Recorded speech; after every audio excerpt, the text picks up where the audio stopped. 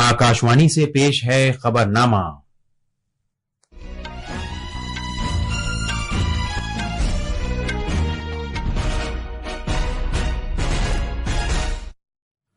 आदाब। खबरनामे के साथ मैं जमीर रजवी। सबसे पहले इस वक्त की सुर्खियां। मेहनत से मुताल्लिक बैनुल अक़वामी इदारे ने कहा है कि भारत में समाजी तहफ़्फ़ुज़ का दायरा साल 2021 के 24% से 2 गुना होकर साल 2024 में 48% से ज्यादा हो गया है। गुजरात भारत में यकसा सिविल कोड नाफिज करने वाली उत्तराखंड के बाद दूसरी रियासत बनने जा रही है। भारत ने देसी साख्त का पहला MRI मशीन सेट तैयार किया है, जिसे आजमाइश के लिए दिल्ली के एम्स में नस्ब किया जाएगा। भारत और चीन ने सरहद पार ताउन और कैलाश मानसरोवर यात्रा की क़ब्ल अज़ वक्त बहाली पर तबादला ख्याल किया है। अमरीकी सदर डोनाल्ड ट्रंप ने अमरीकी इंतखाबी अमल में बड़ी तब्दीली करते हुए वोटर रजिस्ट्रेशन के लिए शहरियत से मुताल्लिक सबूत को लाजमी करार दिया है। और उर्दून के ओमान में जारी एशियन कुश्ती चैंपियनशिप में सुनील कुमार ने कांसे का तमगा जीता है।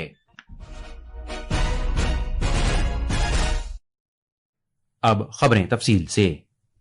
भारत की गुजर बसर की यकीनी फराहमी में खातिर खा इजाफा हुआ है। मेहनत की बैनुल अक़वामी तंजीम ILO के मुताबिक भारत की गुजर बसर की यकीनी फराहमी में जो साल 2021 में 24.4% थी, 2 गुना होकर साल 2024 में 48.8% हो गई है। गुजर बसर की यकीनी फराहमी की ILO की आलमी रिपोर्ट 2024-26 का हवाला देते हुए मेहनत और रोजगार के मरकजी वजीर डॉक्टर मनसुख मांडविया ने अफरादी क़ुव्वत में गुजर बसर की यकीनी फराहमी के फायदों में इजाफे का जिक्र किया। उन्होंने भारत के नौजवानों को हुनरमंद और बाइख्तियार बनाने के हुकूमत के अज़्म को दोहराया और कहा कि उनकी सलाहियत का आलमी सतह पर असर पड़ता है। डॉक्टर मांडविया बजट के बाद के एक सेमिनार इन्वेस्टिंग इन पीपल से खिताब कर रहे थे। मेहनत की मरकजी वजारत की क़यादत में आदाद और शुमार को इकट्ठा करने का एक जामे काम जो बैनुल अक़वामी मेहनत तंजीम के साथ मिलकर किया जा रहा है, इससे पता चलता है कि मुल्क की 65% आबादी को समाजी तहफ़्फ़ुज़ के कम अज़ कम एक फ़ायदे में शामिल कर लिया गया है, जिनमें से 48.8% लोगों को नकद रकम की शक्ल में फ़ायदे हासिल हो रहे हैं। जनाब मांडविया ने कहा कि साल 2014 और साल 2024 के दरमियान रोजगार के 17 करोड़ 10 लाख मौक़े वज़ा किए गए, जिनमें से 4 करोड़ 60 लाख मौक़े महज पिछले साल वज़ा किए गए थे। उन्होंने कहा कि बेरोजगारी की शरह 2017-18 में 6% थी, जबकि 2023-24 में ये कम होकर 3.2% रह गई है। पार्लियामेंट ने कल राज्यसभा की मंजूरी के साथ कुदरती आफात के बंदोबस्त से मुताल्लिक तरमीमी बिल 2024 को पास कर दिया। लोकसभा ने इस बिल को पिछले साल दिसंबर में ही मंजूरी दे दी थी। इसका मकसद मुल्क भर में कुदरती आफात से निमटने की तैयारियों में इजाफा करना है। ये बिल कुदरती आफात के बंदोबस्त से मुताल्लिक कानून 2025 में तरमीम करता है। इसका मकसद कुदरती आफात की सूरत में काम करने वाली कौमी अथॉरिटी और रियासती अथॉरिटीज के कामकाज में बेहतरी लाना है। बिल पर बहस का जवाब देते हुए मरकजी वजीर अमित शाह ने कहा कि कुदरती आफात के हजम और रफ्तार में तब्दीली आई है, लिहाजा कुदरती आफात से निमटने के तरीक़ेकार में भी इसी के मुताबिक तब्दीली होनी चाहिए।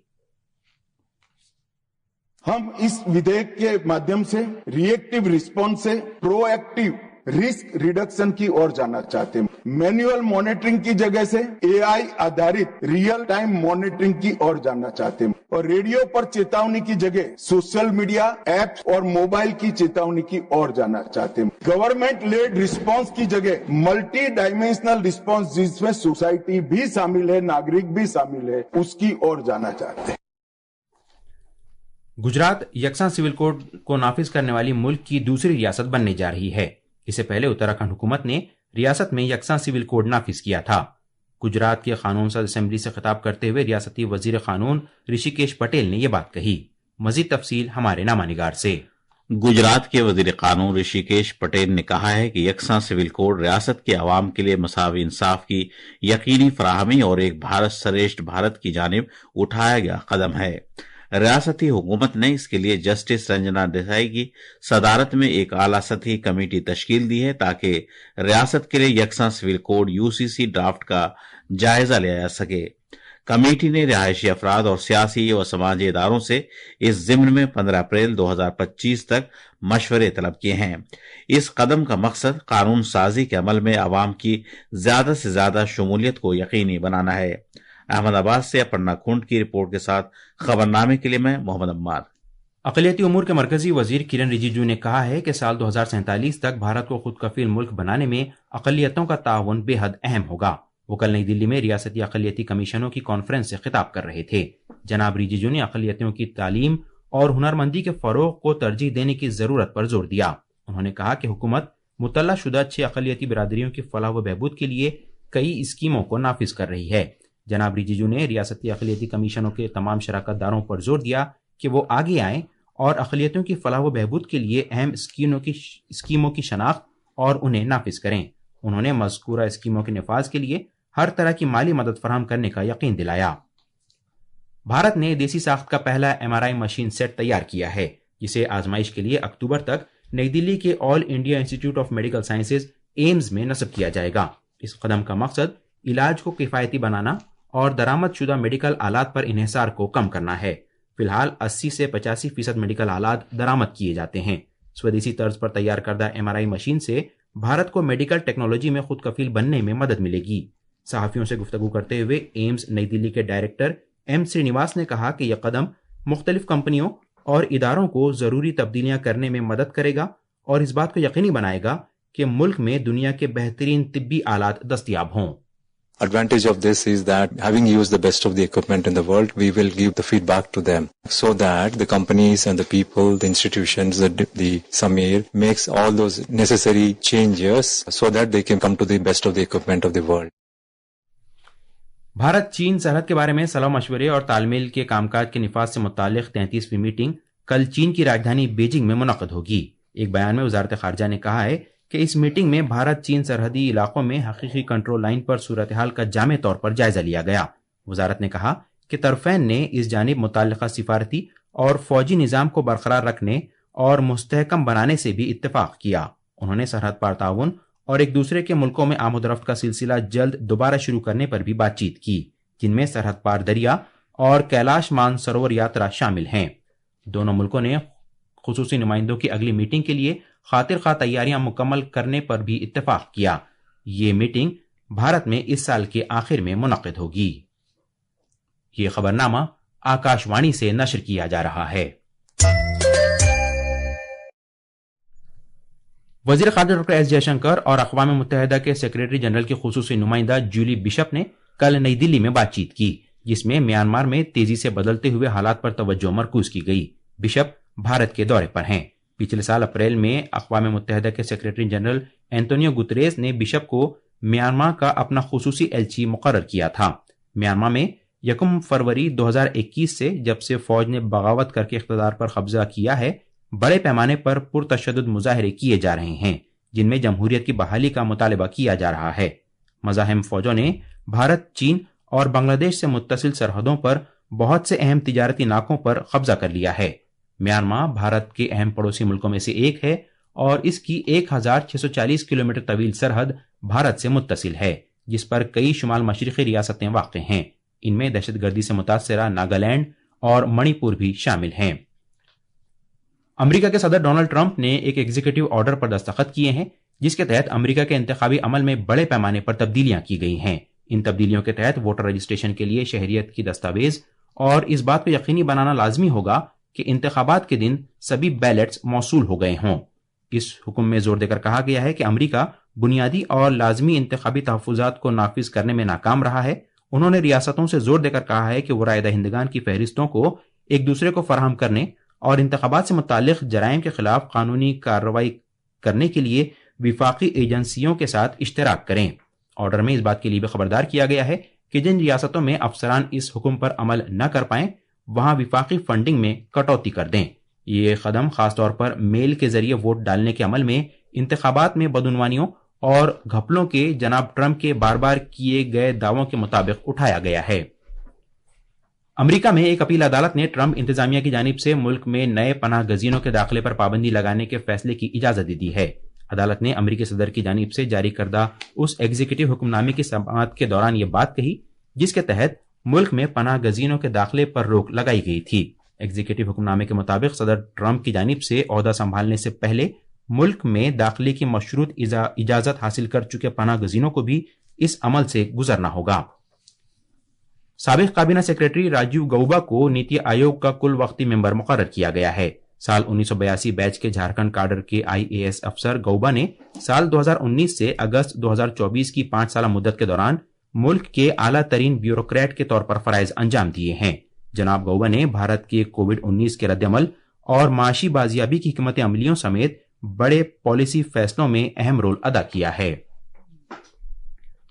تلنگانہ میں بچاؤ کارکنوں نے نگر کرنول ضلع میں Srisailam left bank canal tunnel project کے جزوی طور پر منہدم حصے سے 1 مہینے سے زیادہ عرصہ گزر جانے کے بعد کل ایک اور لاش برآمد کی۔ ضلع کلکٹر بداوت سنتوش نے ذرائع ابلاغ کو اطلاع دی کہ تلاش آپریشن کے دوران کل اس لاش کی نشاندہی کی گئی تھی۔ اس کے ساتھ ہی برآمد کردہ لاشوں کی کل تعداد اب 2 ہو گئی ہے۔ اس دوران تلنگانہ کے وزیر اعلیٰ ریونت ریڈی نے حکام کو ہدایت دی ہے کہ پھنسے ہوئے سبھی افراد کی نشاندہی ہونے تک تلاش آپریشن جاری رکھا جائے۔ گزشتہ مہینے ٹنل کے منہدم ہونے کے حادثے میں 2 انجینئروں سمیت 8 افراد اس میں پھنس گئے تھے۔ چھتیس گڑھ میں 3 ماؤ نواز ہلاک ہو گئے ہیں۔ یہ لوگ کل دنتے واڑہ میں حفاظتی دستوں کے ساتھ ایک جھڑپ میں مارے گئے۔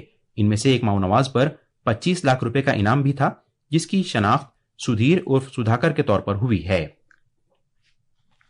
بال پن کی کویتا مہم چھوٹے بچوں کے لیے بھارتی گیتوں کے اور نظموں کا احیاء آج سے شروع ہوگی۔ اس پہل کو وزارت تعلیم نے شروع کیا ہے، جس کا مقصد بچوں کو ابتدائی مرحلے میں بہتر تعلیم فراہم کرنا ہے۔